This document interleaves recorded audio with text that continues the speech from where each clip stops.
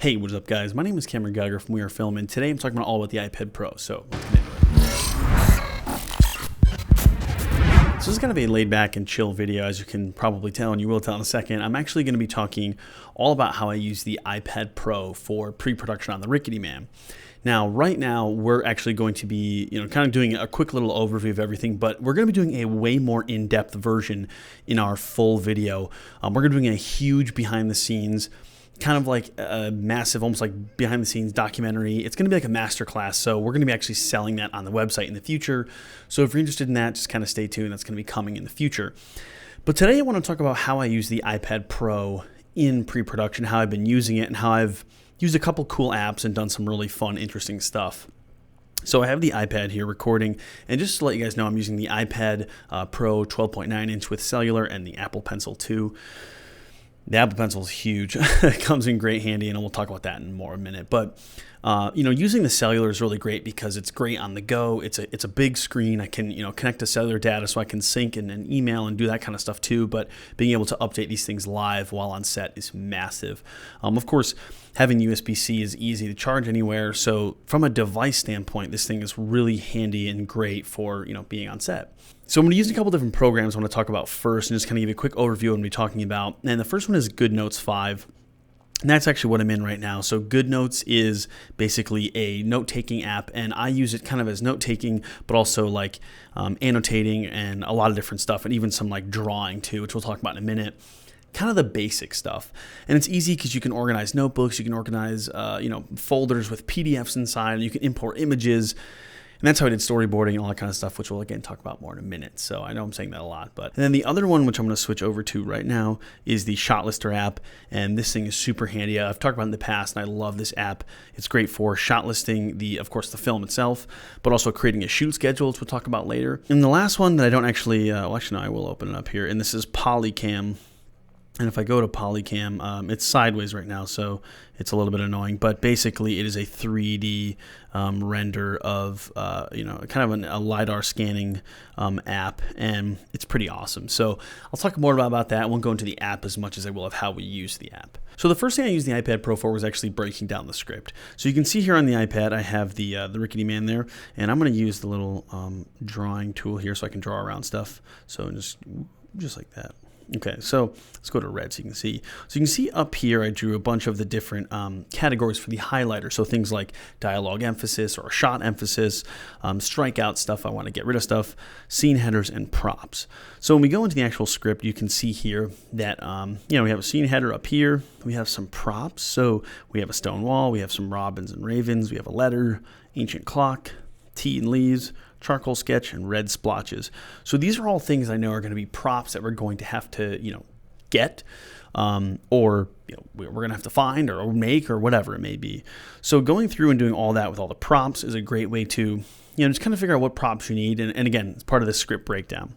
So next I have some dialogue emphasis. Now, this is for me more as a director as to what pieces of dialogue I really need to be said a certain way, or I want to get across a certain message, or it's a very piece of important dialogue. So that's great for me to go through and just kind of check off what pieces of script and dialogue are very handy to have and to know, make sure they're being emphasized properly.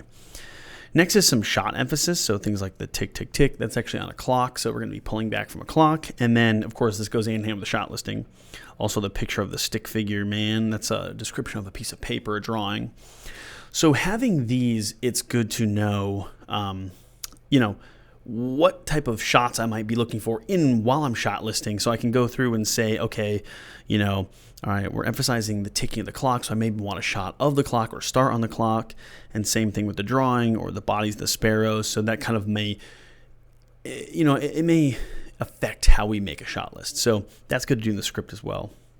And then, of course, I just had scene headings. And you could do anything. So when you break down your script, you could do things like sound effects, VFX shots, like anything that you find helpful. For me, these were pretty helpful and pretty basic. So that was kind of how I went through. And again, in GoodNotes, I can sit there and I could, click the highlighter tool, and I could select any of the different colors or make custom colors.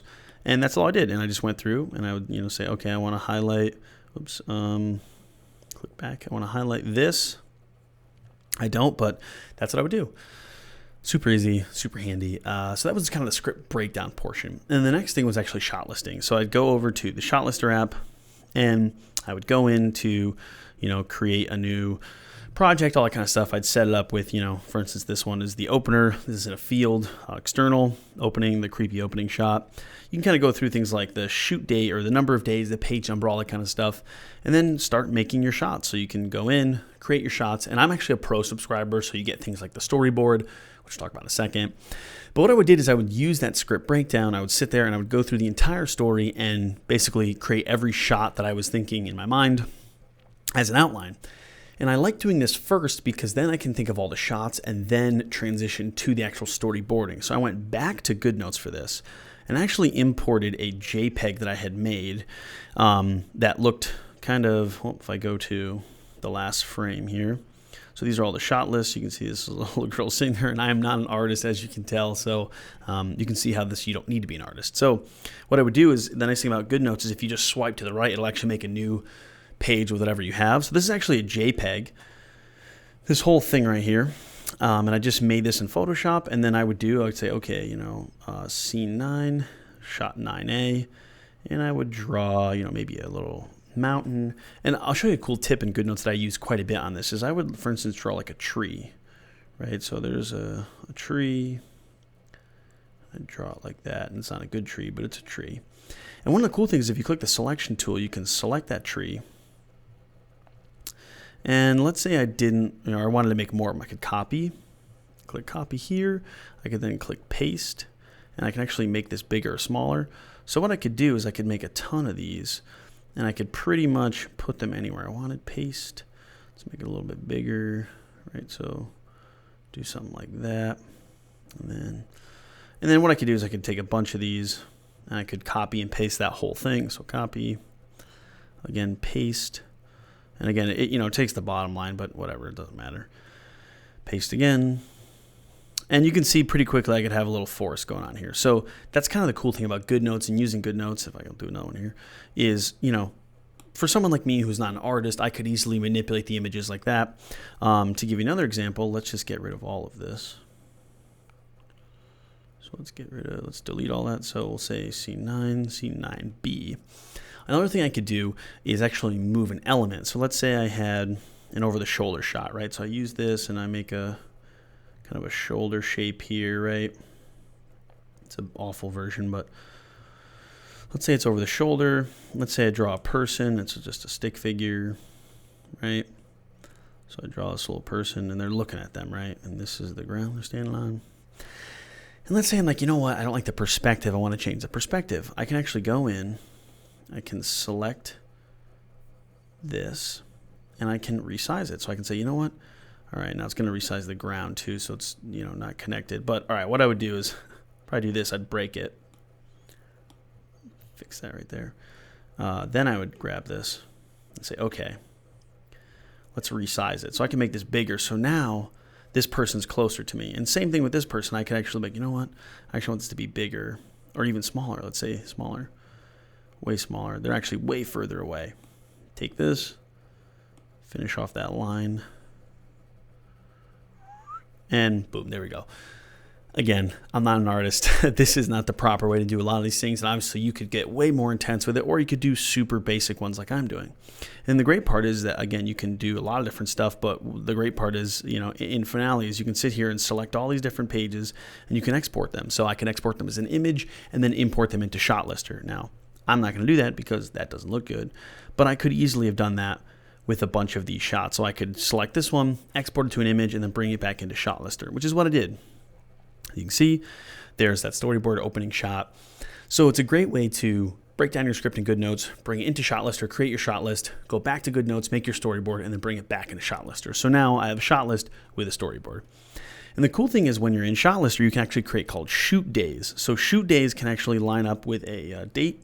So you can see we have all of our production days here, and we can go in and say, all right, so day 1, we have all these, we have scene 4, scene 6, and scene 2. And we have all the shots. We can see how much time they have, how much time per shot, how much time in between. And then when we're actually on set, we can use the iPad and actually check mark these. So we're done with this shot, we're done with that shot. And then we can keep track of, are we on time or are we behind? So That's awesome. That's a huge help on set in general. And then one of the other things I wanted to talk about was the PolyCam. So in one of the shots, I actually couldn't, actually it's back in ShotLister here. We have a Steadicam shot, and it was really hard to show the Steadicam shot because, well, it's just, you know, kind of difficult. So what I did was I actually drew on an image, and I put it in here. So we go back to GoodNotes, I can show you the image. I basically took a screenshot of the PolyCam scan. So this is a 3D scan of the whole location, and I drew, I'll circle it here, our Steadicam shot. So you could get even more intense, obviously, if the camera moved all the way around and around the house and that kind of stuff. But I can easily showcase how the camera's moving. It looks, it goes this way, it looks that way, it goes this way, it looks that way. I can show all that kind of stuff easily in a drawing and then put that drawing into ShotLister. So now I have the actual location, I have the movement of the camera, all of it mapped out. And then obviously we can assume from there how it's going to look. So yeah, that's pretty much how I've been using the iPad Pro as a pre-production, you know, piece of equipment, I guess, to put it best. It's honestly been so amazing because it just really opened up a lot of possibilities for what we can do. And, you know, it's been great for things like signing contracts and sending people contracts and doing that kind of stuff and taking notes. So obviously it's great for that too, but to be able to use this type of pre-production stuff on set as well is going to be huge. And you'll see me and Zach on set. We'll have iPads, I'll have the script, the checklist, and the you know, all the shot listing, all that kind of stuff. So it's super handy, and I can't wait to go more in depth with it in the future. But again, if you want to catch that, be sure to subscribe. Also follow our website, as we're going to be having the stuff on the Black Mountain Visuals website probably in the fall or winter. So anyway, guys, thanks for watching. Be sure to like, comment, subscribe, and I'll catch you guys later.